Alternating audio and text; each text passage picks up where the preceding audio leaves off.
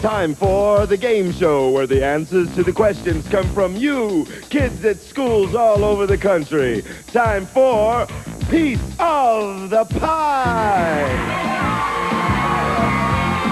Oh, thank you very much. I'm Reggie Cathy, and this is Piece of the Pie. And now, let me introduce to you the host of our show, the man who's the pie of everyone's eye, Mr. Cristobal Franco.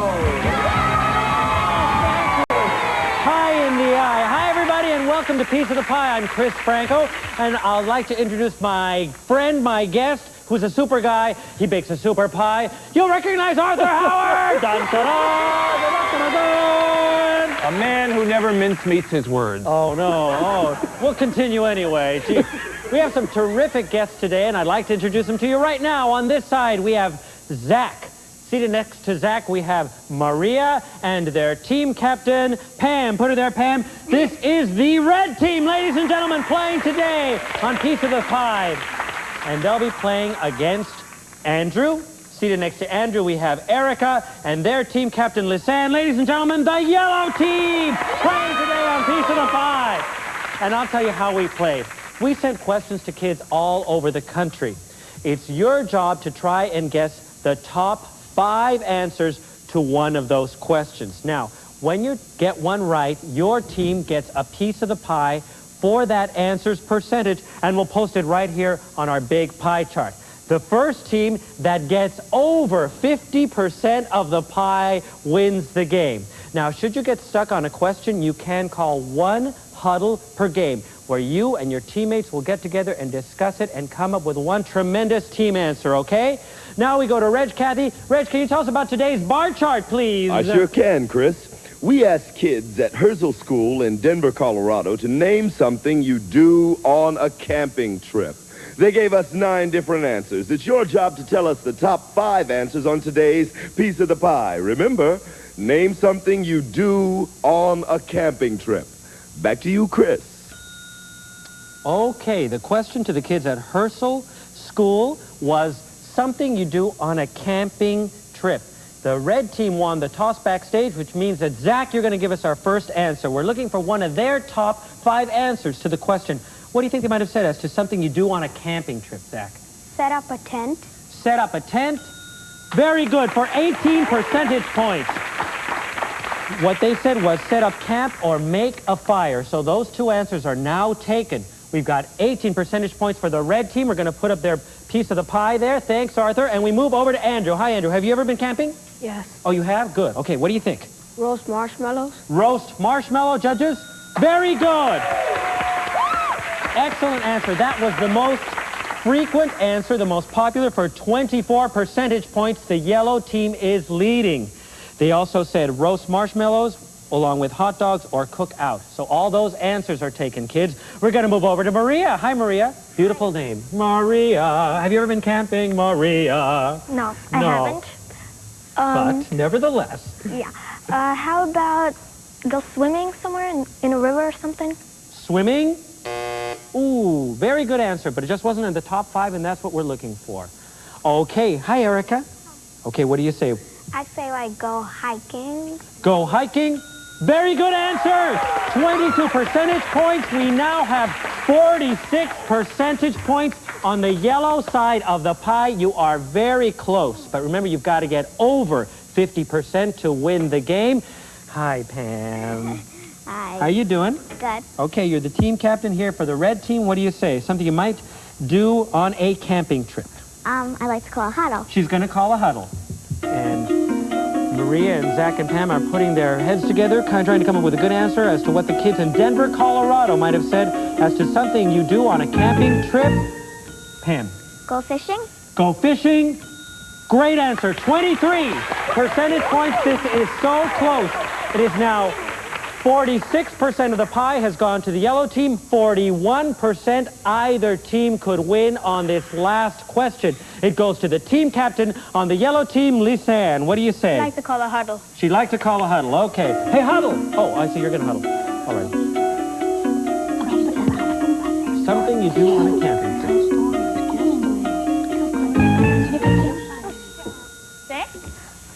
What do you say? Tell ghost stories? Tell ghost stories. Ooh, I'm sorry. That's a good answer. We go back to Zach. Zach, something you do on a camping trip. Oh, goodness. What do you say? You can't call a huddle anymore, can No, you? you've used up your huddle. I need an answer quickly. Please, Zach. Ooh, we're going to go back over to Andrew. Andrew, something you do on a camping trip? Okay, that buzzer means that this is the final round. Each team is going to call their last huddle. I'm going to get the last answer from Lisanne and then Pam. Call a huddle right now. For the last response as to something you do on a camping trip, we asked the kids at Herschel School in Denver, Colorado. This could be the game for either team. Okay, Lisanne, what do you say? Skiing? Skiing. I'm sorry, that isn't on the top 5 responses, Pam. Hunting? Hunting.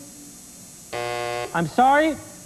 Yellow wins the game because they have 46%. The bigger piece of the pie wins the game. You kids were great. Let's have a round of applause for the yellow team. You win. Terrific. Terrific, but you were both great. Wonderful, wonderful game. The only things that they didn't guess, Arthur, were Sleep out. sleep out. That's the only one. 13% said sleep out. No, I believe we said ghost stories, and the judges did not see that as the same thing. And 23% said fishing. Oh, I think that was the one that dropped. Right. 23% said fishing. Nevertheless, it was a terrific game. Listen, red team for playing so well. We have your runner-up prize of a Square One sweatshirt. And for our winners, Lisanne, Eric, and Andrew, with 46%, you get a Square One sweater that all of you get to take home. One for each one of you for being so terrific here on Piece of the Pie. Listen, thank you all for joining us, and we'll see you next time on Piece of the Pie. Goodbye! Happy camping! Happy camping, everybody! Here comes Dirk Niblick of the Man Brigade. He'll look you right in the eye.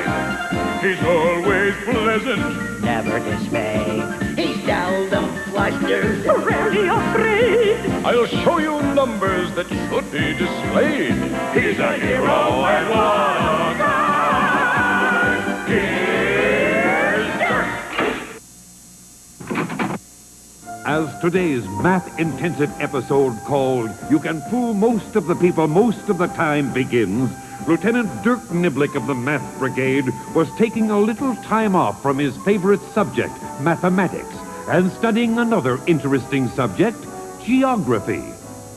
Golly gee whiz, but Australia is a long way from Perth Amboy, New Jersey. Suddenly, Dirk was interrupted by the tintinnabulations of the bells on the math phone. It could be a call that would send our hero into another life-threatening adventure. It could be a call from the White House, and the President of the United States might ask Dirk to help save the world from yet another disaster. Or it could be... Oh, hello, Mother. his mother. What's up, Mommy dearest? You say you just got back from a train ride. I once took a trip on a train, and I thought about you. Did you enjoy yourself? Well, you had an adventure. What kind of an adventure? 2 pairs of train tracks run parallel except for a spot where they go through a tunnel. I see. The tunnel isn't wide enough for both tracks. That's a shame. So what happens in the tunnel? They become a single track for the distance of the tunnel. You say your train entered the tunnel going one way this afternoon, and another train entered the same tunnel going the other way? Oh, my gosh almighty. Were you killed? You weren't. Oh, that's good. Did the trains collide? Will there be news at 11? What do you mean nothing happened? Oh, your train went through the tunnel at 1 o'clock, and the other train went through the tunnel at 2 o'clock. You were trying to trick your offspring, weren't you? Weren't you, Mother? Bye-bye. And as Dirk pondered whether or not to have his phone number unlisted, in another part of the city, at the Huckster Sleazeball Advertising Agency, this scene was taking place.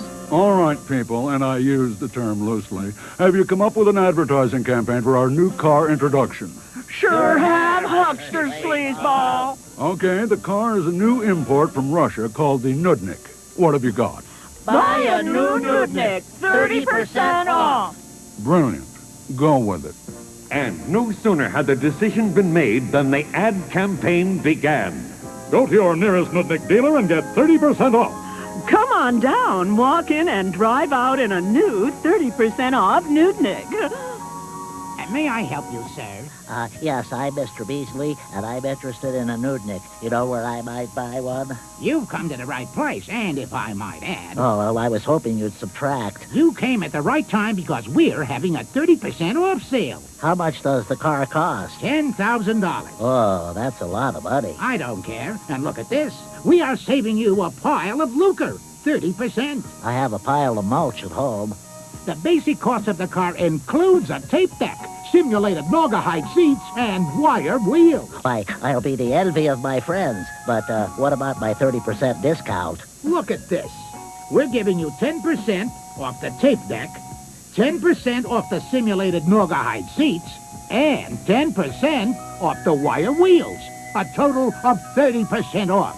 And each of those items is worth $1,000. Wow, am I ever pleased. So you're saving 10% of $1,000 or $100, plus 10% of $1,000 or $100, plus 10% of $1,000 or $100. A total of $300.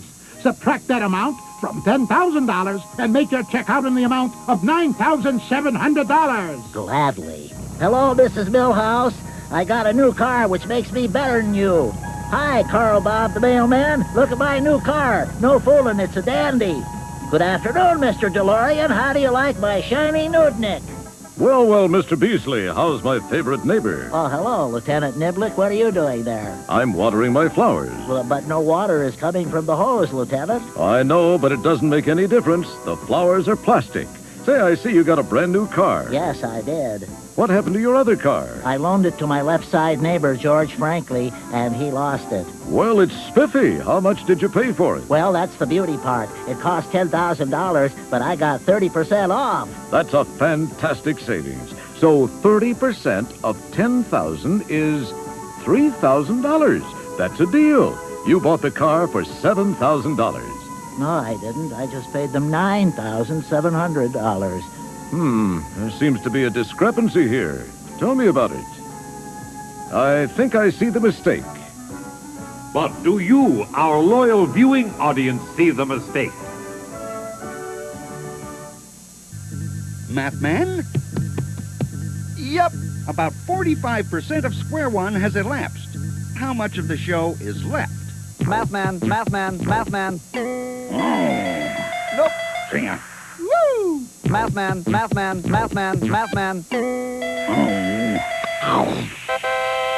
Goodbye.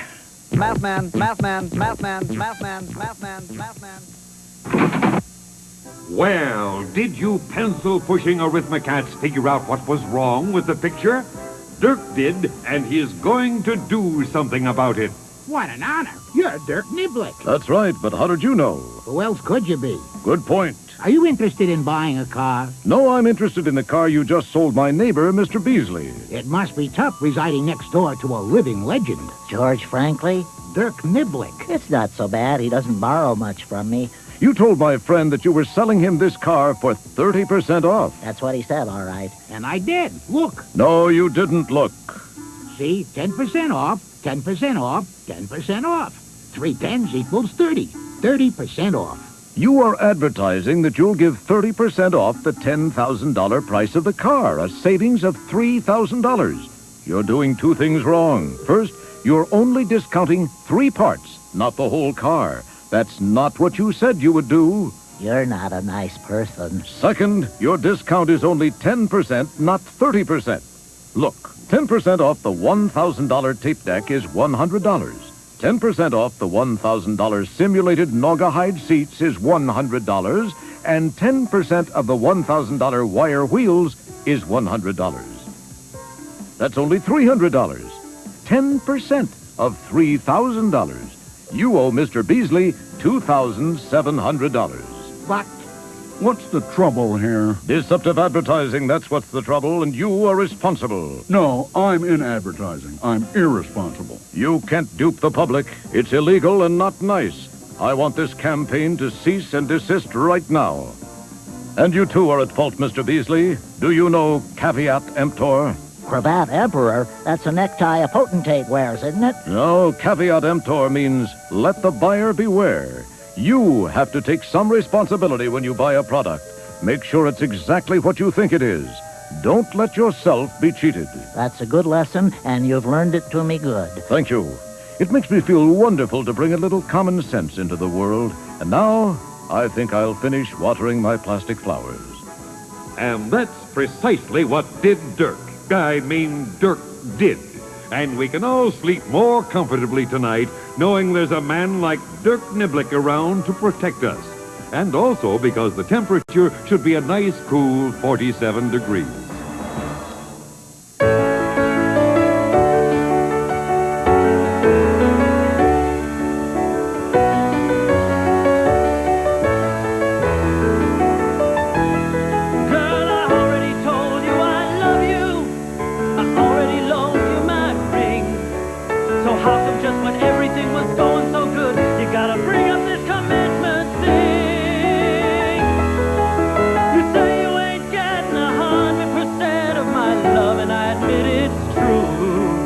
But long before today I gave most of it away, so there's hardly any left for you.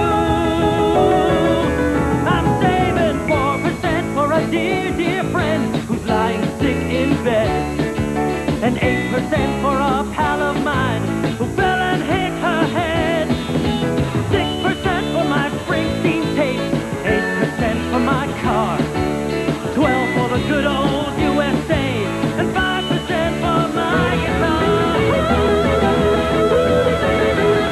But I can give you 8% of my love, 8% of my love. 800th of the time, you're the only girl I'm dreaming of. Yeah, yeah, yeah. 8% of my heart, 8% of my soul. Just point away, but girl, you're great. You're the only one that makes me whole. But when you add it up, that only comes to 43. That should be 57 all for me. Sorry, hon, that's not the situation. I've just begun, don't spoil my concentration. Now there's 9% for Miss Snodgrass, who tutors me in science, and add another 10% for the New York football Giants, 4% for my mom and dad, 8% for my bike, 18 for my leather jacket, baby. If you don't like it, you can take a hike, 'cause you still got 8% of my love, 8% of my love. 800th of the time, you're the only girl I'm dreaming of. Yeah, 8% of my love, 8% will have to do. I already went and spent 92%, but I'm saving all the rest for you. I already went and spent 92%, but I'm saving all the rest for you.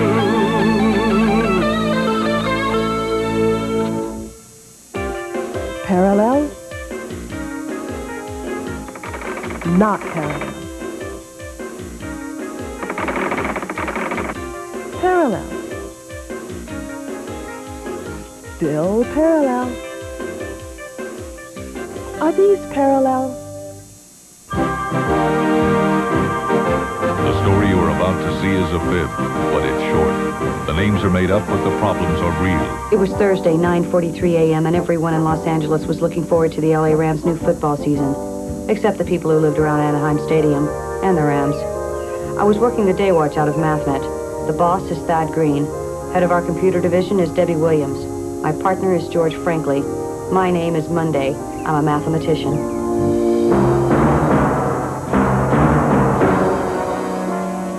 We've been trying to solve a string of robberies that have been taking place in the San Fernando Valley.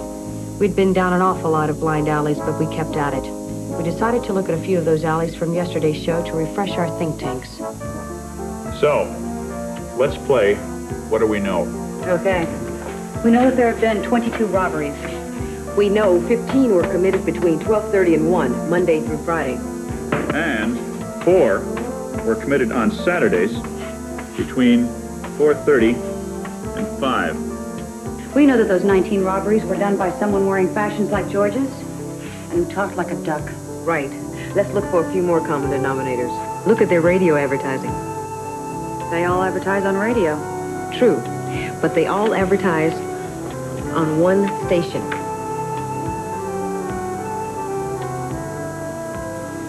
K-Yuck.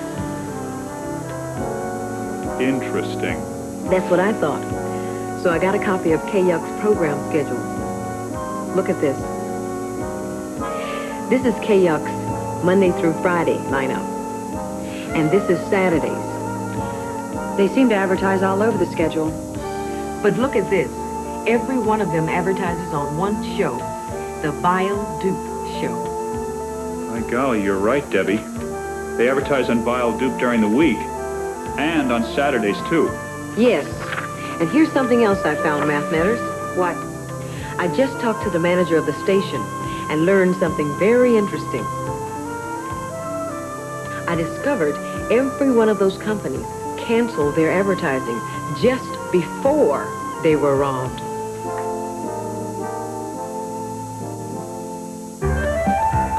George and I decided to pay a visit to the radio station, a small 250-watt plant in Burbank.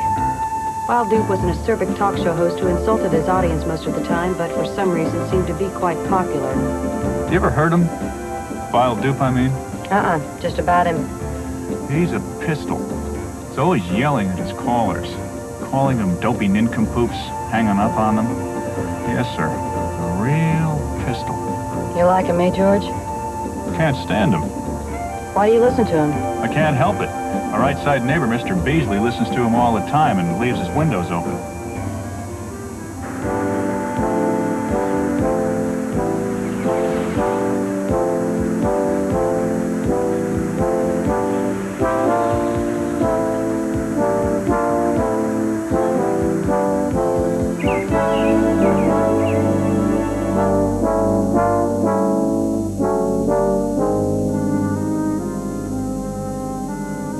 We were told Mr. Dupe was on the air, and were instructed to wait for him in the hallway.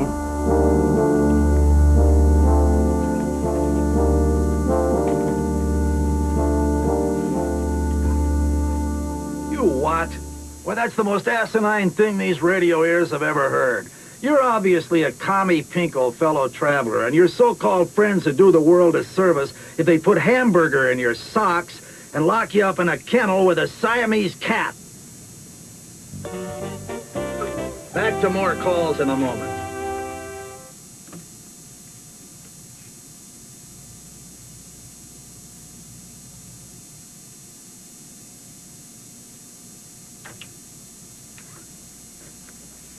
Good afternoon, Mr. Dupe. I'm Kate Monday. This is my partner, George. Frankly. Mathnet, huh? You look like a real estate salesman. Yes, sir. I wonder if we could ask you a few questions. Sure. I'm in a commercial break now. What do you want? We noticed a number of your sponsors have quit lately. Worms. They're a bunch of worms. Yes, but something strange has happened to all of them since they quit your show, Mr. Dupe. Oh, their sales fall way off? No, sir. They were robbed. Good. It couldn't happen to a nicer bunch of yellow-bellied wastrels.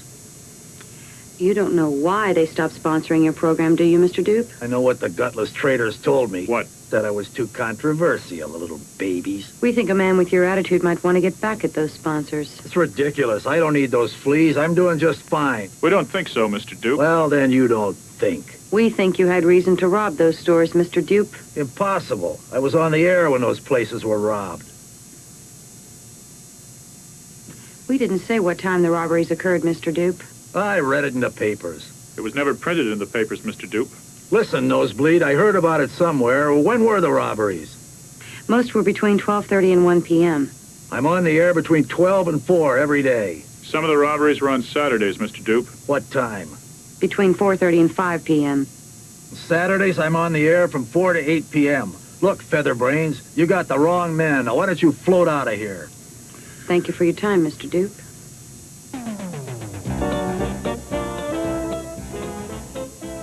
What's on your so-called mind, noodle noggin? Hey, look at this. That's our coverage map. Coverage map? The shaded areas where our station can be heard clearly. Kate, looks a lot like my map. I can give you a copy of it if you like. Our sales staff uses it to sell advertisers. Thank you. Oh, by the way, has Mr. Dupe been on the air during his regular time period? I beg your pardon? I mean, has been on vacation or taken a leave of absence during the last month or so? Oh, no, he's been here all the time. He takes his vacation at the same time every year and goes to the same place. When and where is that? The last 2 weeks of December, he goes on a religious retreat.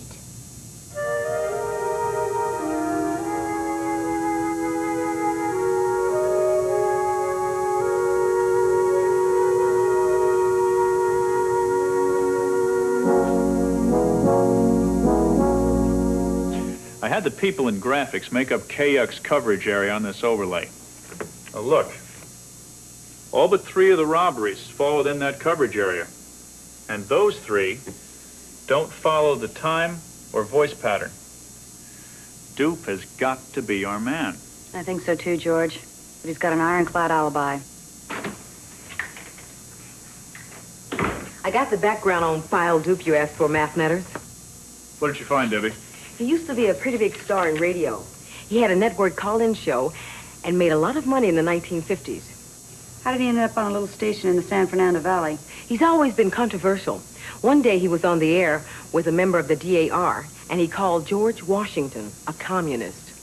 Got fired? Mm-hmm. Then he kicked around local radio, going to smaller and smaller stations. Nobody wanted to take a chance on him, even though he always got big audiences. He's quite a story. And get this. Know what he did in the late 1940s? Uh-uh. He had a children's radio show. A children's show? My goodness. Mm-hmm. It was in Schenectady. And it was called Dopey Duck and the Lake Patrol. He did a duck voice? Yep. And if it sounds like a duck? And it looks like a duck. It's got to be our duck.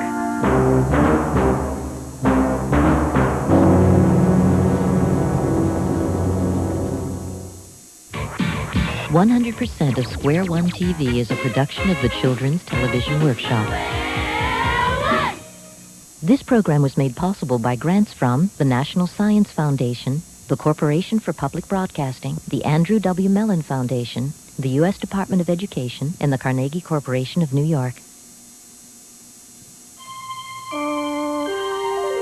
This is PBS.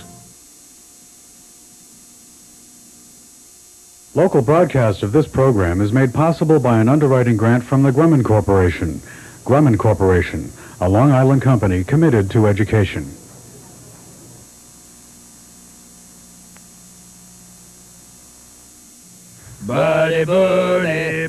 It's not my birthday yet. They're just practicing. But it's coming real soon. We're going to have a big roller skating party, and all my Sesame Street friends will be there. I hope you'll be there, too. Sunday night at 6:30 on WLIW. Somewhere deep inside each one of us human beings is a longing to know that all will be well. Our children need to hear from us adults that we will do everything we can to keep them safe and to help them grow up in this world, the only world we have.